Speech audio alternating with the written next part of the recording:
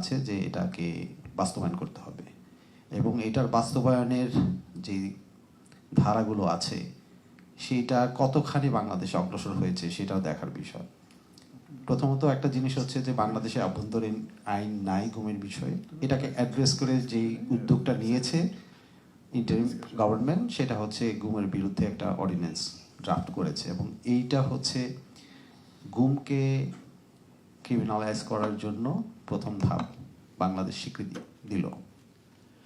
এইটা আইনটা নিয়ে ব্যাপক আলোচনার দরকার আছে। আইনটা ইতিমধ্যে আলোচনা হয়েছে যে এটা আন্তর্জাতিক যে গুমের সংজ্ঞা সেইটাকে ফলো করে হয় নাই, এখন ওখানে কিছু ঘাটতি আছে, সেগুলোকে অ্যাড্রেস করা। 2 নম্বর হচ্ছে যে ভিকটিমসদের যে রেপারেশন অ্যান্ড রিহ্যাবিলিটেশন এইটা কিন্তু ইনশিওর করতে হবে। আর্টিকেল 24-এ এটা মেনশন আছে ইন্টারন্যাশনাল কনভেনশনে, এবং সেটার আলোকে কিন্তু প্রত্যেকটা ভিকটিমকে, এবং এটা স্টেটস রেসপন্সিবিলিটি, এটা রাষ্ট্রের দায়, রাষ্ট্রকে এই দায়িত্ব, কারণ হচ্ছে রাষ্ট্রীয় বাহিনী এই জঘন্য অপরাধের জন্য জড়িত ছিল, রাষ্ট্রীয় বাহিনীর সদস্যরা। সুতরাং এইখানে রাষ্ট্রের দায় আছে, রাষ্ট্র এই ব্যবস্থা নেবে ভিকটিমদের ক্ষতিপূরণ পুনর্বাসনের ব্যবস্থা করার জন্য। এইটা কিন্তু আইনগতভাবে রাষ্ট্রকে মানতে বাধ্য। এর পরের বিষয়টা হচ্ছে আর্টিকেল 29-এ বলা আছে যে আমরা ইতিপূর্বের আমাদের যে অভিজ্ঞতা, যতগুলো ইন্টারন্যাশনাল ইনস্ট্রুমেন্ট আছে বাংলাদেশ তো প্রত্যেকটার এখন স্টেট পার্টি, কিন্তু ইমপ্লিমেন্টেশনের জায়গাটি যখন দেখবেন তখন দেখবেন যে আমরা খুবই পিছিয়ে আছি। যেমন ধরে কনভেনশন এগেনস্ট টর্চারের ইনিশিয়াল রিপোর্টটা দিয়েছে 20 বছর পরে।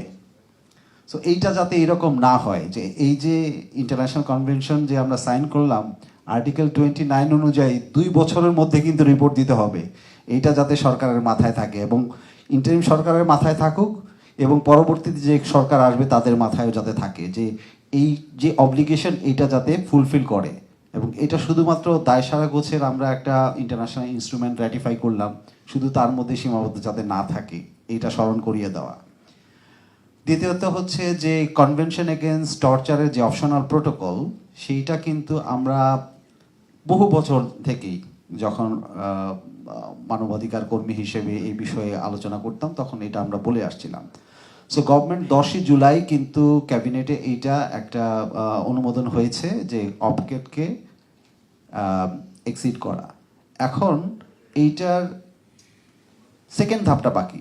আমরা কিন্তু ইনস্ট্রুমেন্ট অফ অ্যাক্সেশন এটা সাইন করে পাঠানো হয় নাই, এই কাজটা বাকি আছে, এটা দ্রুত করতে হবে। এবং অপশনাল প্রোটোকলের আন্ডারে যেটা বলা আছে to create an independent national preventive mechanism, যার মধ্য দিয়ে যে এই যে আমরা গোপন বন্দিশালার কথা বলি, কারাগারের কথা বলি, জেলখানার কথা বলি, যা কি আছে সবগুলোতে কিন্তু একটা ফ্রি অ্যাক্সেস থাকবে, যেটা ঢোকার ব্যবস্থা, যেখানে ডিপ্রাইভেশন অফ লিবার্টির বিষয় আছে সেই জায়গাগুলো উন্মুক্ত হয়ে যাবে। এবং এইটা কিন্তু দ্রুত করতে হবে যে অপশনাল প্রোটোকলটা, এবং অপশনাল প্রোটোকলের আন্ডারে একটা কমিটি এগেনস্ট টর্চারের একটা সাব কমিটি আছে টু প্রিভেন্ট দ্য টর্চার, ওইটাকে তখন লিগ্যালাইজ করবে যারা যখন তখন এখানে বাংলাদেশে মনিটর করতে পারবেন এই অ্যাক্সেসগুলো। এইগুলো উপদেষ্টার সামনে বলতে পারলে ভালো হতো, তাদের শোনা দরকার। এবং এই কাজটা হচ্ছে মূলত মিনিস্ট্রি অফ ফরেন অ্যাফেয়ার্সের। আমি মিডিয়ার মাধ্যমে জানিয়ে দিতে চাই এগুলো যাতে, এই দাবিগুলো যাতে তোলে, কারণ হচ্ছে টর্চার এবং এনফোর্স ডিসঅ্যাপিয়ারেন্স এটা কিন্তু হ্যান্ড ইন হ্যান্ড, মানে প্রত্যেকটা ভিকটিম কিন্তু কোনো না কোনোভাবে হয় শারীরিক মানসিক নির্যাতনের শিকার হয়েছে। সো এই জিনিসগুলোকে অ্যাড্রেস করা।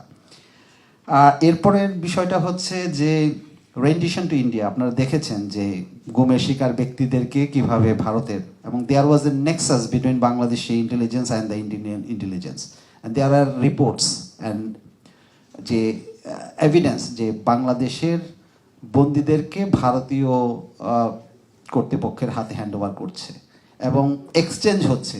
সো এই জিনিসগুলো যাতে অ্যাড্রেস হয়, এটা কিভাবে অ্যাড্রেস হবে? আমরা তো এখন এইটার জন্য একটা ডিপ্লোম্যাটিক কমিউনিকেশন করা দরকার উভয় দেশের রাষ্ট্রের সাথে, এবং যারা এই ঘটনার সাথে ভারতের যারা জড়িত যে সমস্ত সংগঠন বা ইন্টেলিজেন্স এজেন্সিস, এগুলো তারা যাতে তদন্ত করে এবং এটার ব্যাপারে ব্যবস্থা নেয়। এই দাবিগুলো আমাদের রাষ্ট্রীয়ভাবে তোলা, বিভিন্ন সময় কিন্তু বায়োলেটারাল ডায়ালগ হয়, এই ডায়ালগেই এই বিষয়গুলো উত্থাপন করা। আমরা দেখি যে বর্ডার ভায়োলেন্স নিয়ে কিন্তু সীমান্তের দুই দেশেরই এই সমস্ত বিষয় নিয়ে আলোচনা হয়। এই গুমের বিষয়টাকেও এই যে তারা যেভাবে বাংলাদেশি নাগরিকদেরকে ওই পারে তারা বন্দি রেখেছে, এই জিনিসগুলো যাতে আলোচনার মধ্যে আসে। Last but not the least, আমি যেটা বলবো সেটা হচ্ছে যে আমরা তো সবসময় বলছি যে ইউএনের হিউম্যান রাইটস মেকানিজম বাংলাদেশে যত বেশি কার্যকর হবে তত মানবাধিকার পরিস্থিতির উন্নতি হবে।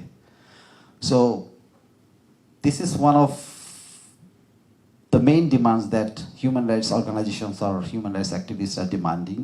Standing invitation, এইটা যাতে এই সরকার দিয়ে যায় অ্যাটলিস্ট। আমি জানি যে পলিটিক্যাল গভর্নমেন্ট আসলে এটা কখনোই হবে না, কারণ বাংলাদেশের স্পেশাল প্রসিডিওর রিপোর্টার্স যারা আছে বা স্পেশাল প্রসিডিওর ম্যান্ডেট হোল্ডার যারা আছে, তাদের যে ফ্রি অ্যাক্সেস, তাদের যে কান্ট্রি ভিজিট, এইটা কিন্তু বাধাগ্রস্ত হয়ে আছে। আগের সরকার কখনোই দেয়নি। যেমন আপনি দেখবেন যে যেগুলো হচ্ছে যে টর্চারের যারা স্পেশাল রিপোর্টার ওয়ার্কিং গ্রুপ, এই ধরনের জাতিসংঘের যে প্রতিনিধিরা, তাদের কিন্তু বাংলাদেশে কখনোই অ্যাক্সেস ছিল না, এবং এই অ্যাক্সেসটা যাতে পায় সেটার জন্য স্ট্যান্ডিং ইনভাইটেশন দেওয়া দরকার। এটা হচ্ছে এক ধরনের voluntary commitment by the member state to allow thematic special procedures mandate holders of the Human Rights Council, তারা যে কোনো সময় এসে কান্ট্রি ভিজিট করতে পারবে এবং তাদের সুপারিশ করতে হবে হিউম্যান রাইটস সিচুয়েশন অ্যাক্সেস করার জন্য।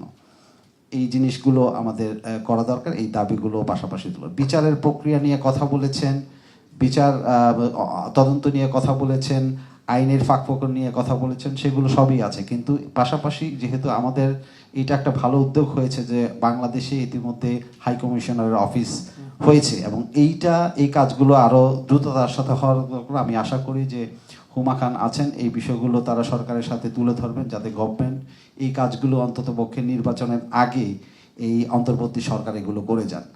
কারণ আমার আশঙ্কা হচ্ছে যে পরবর্তী সরকার যারাই আসুক এই কাজগুলো করবে না, ওটা খুব কঠিন হয়ে পড়বে। সবাইকে ধন্যবাদ।